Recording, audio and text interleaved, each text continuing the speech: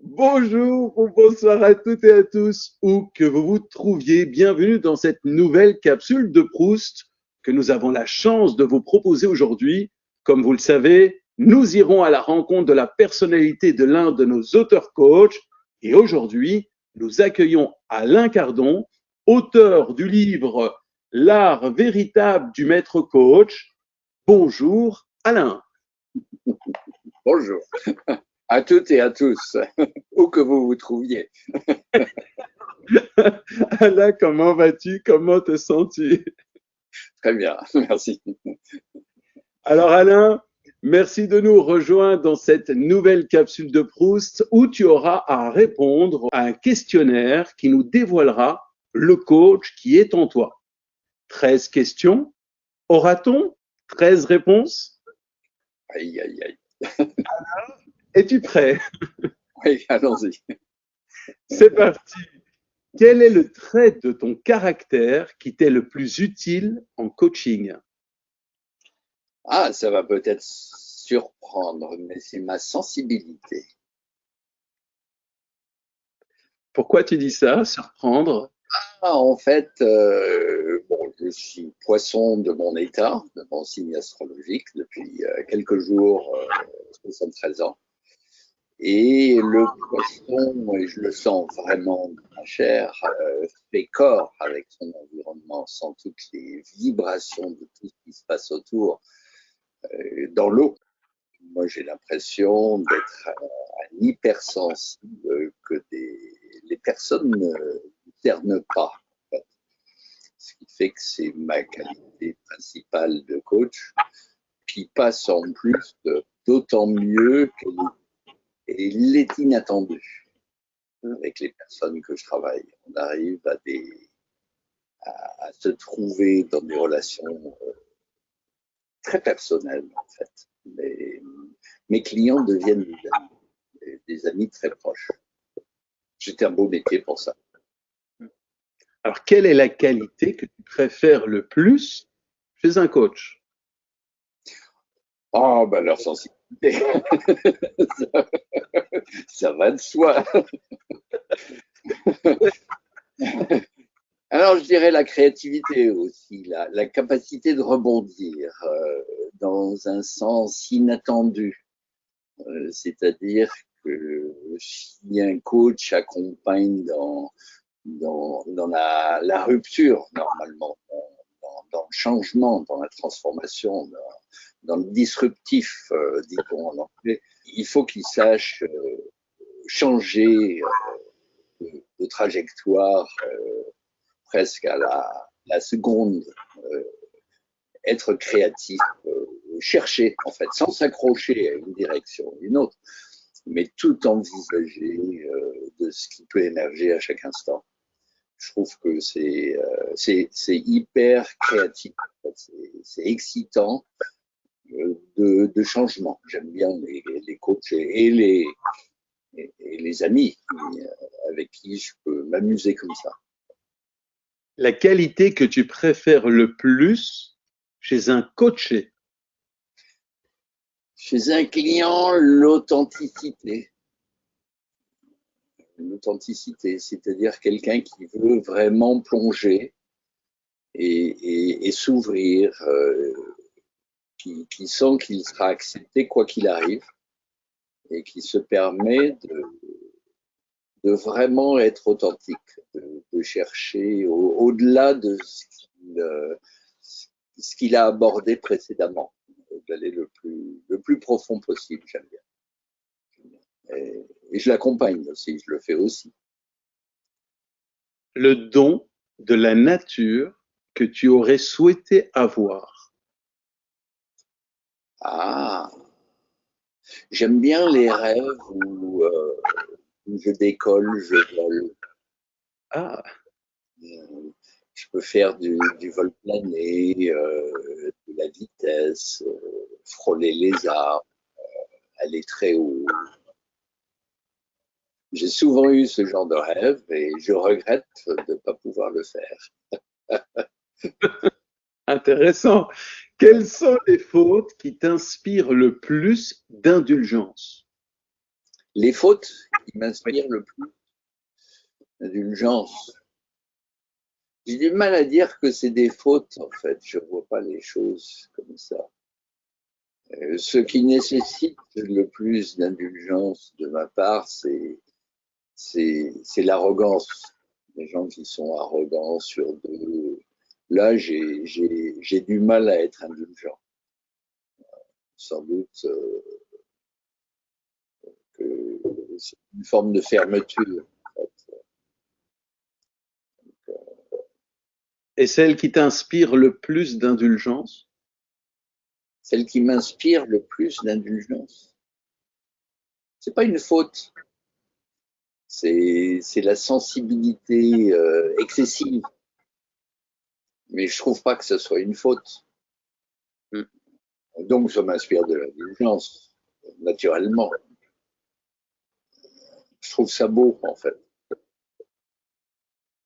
Et si tu n'étais pas coach? Ah, ben, je ne suis pas coach.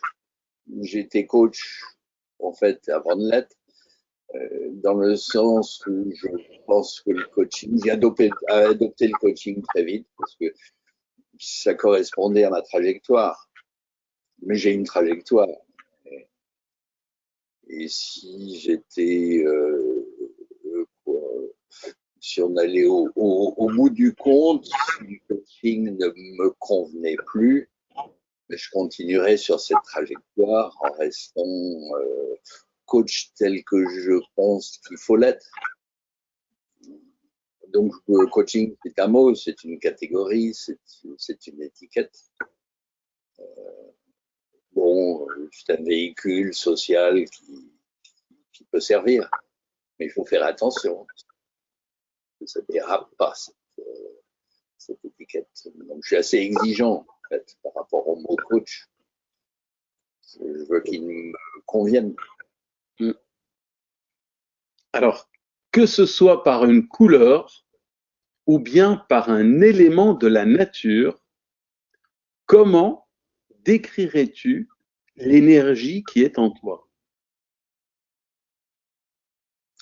Dès que tu as parlé de couleurs, je pensais aux couleurs d'automne, donc des rouges, des verts, des dorés, de forêts d'automne. J'ai dû voir une photo d'automne récemment. Sans doute que c'est mon âge avancé où je pense à l'automne. On prend, en plus il y a les feuilles, etc. Donc c'est bien. Qu'il soit mort ou vivant, Pardon? qu'il soit mort ou vivant, réel ou de fiction, quel être aurais-tu souhaité rencontrer? Ah, Gandalf. J'aime bien Gandalf. Dans ces moments les plus paisibles. Il y a des moments où il est plutôt actif, et dans ces moments les plus paisibles, j'aime bien Gandalf. C'est sans doute sa barbe blanche. Et si tu étais un dinosaure? Ah. Alors, je ne connais pas de nombreux dinosaures, mais je connais le ptérodactyle qui se trouve, je crois, est celui qui vole, justement. Oui. Ça doit être l'ancêtre de l'oiseau ou de la chauve-souris, je sais pas, de nuit ou de jour. Mais le ptérodactyle, ouais. C'est en lien d'ailleurs avec le fait que tu l'as dit, hein, tu aurais aimé voler. Voilà. Ouais. Alors, si tu étais une petite souris et que tu avais la possibilité d'observer la pratique d'un coach que tu apprécies particulièrement, qu'est-ce que tu irais regarder plus précisément?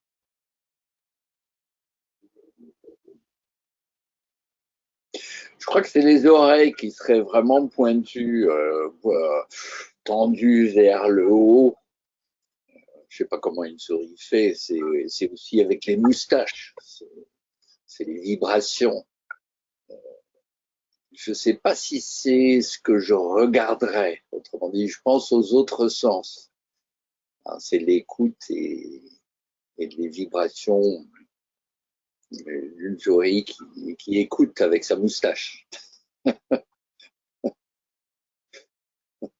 Afin que toutes celles et ceux qui te suivent depuis de très nombreuses années puissent découvrir une nouvelle petite facette un peu moins connue de ta vie, quelles questions me conseilles-tu de te poser?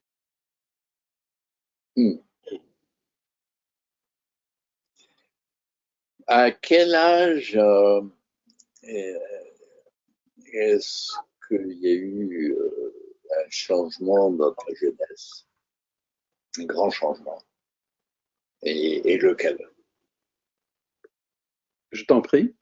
Alors, ouais, c'était clair que ça allait venir. Bon, c'est autour des 7-8 ans où j'ai été sorti d'une école où j'étais pensionnaire. J'étais pensionnaire très jeune, en fait, en France pendant un moment, sentiment d'abandon, tout ça. Mais j'ai été sorti de cette école et mis dans une école américaine où j'ai eu le sentiment enfin d'être vu, d'exister, d'être apprécié pour qui j'étais. Je me souviens de la prof en question, qui était une prof américaine. Et ça a été le début de ma vie, je pourrais dire, d'une autre vie, qui m'a permis de rentrer dans l'adolescence sans trimballer un paquet de souffrances. Quel message souhaiterais-tu passer aux synergiennes et synergiens? Continuer, chercher.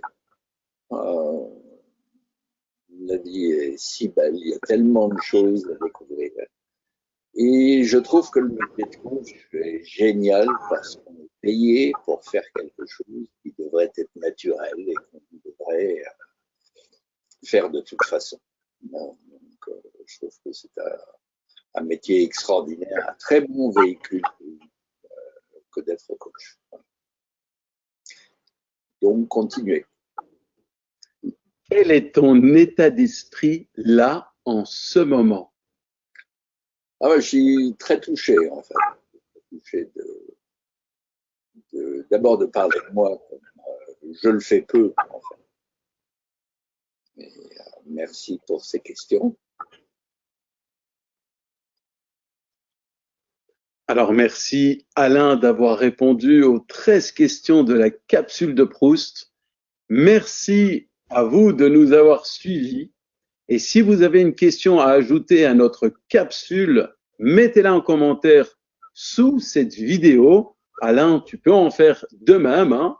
Nous l'utiliserons peut-être lors d'une de nos prochaines capsules de Proust.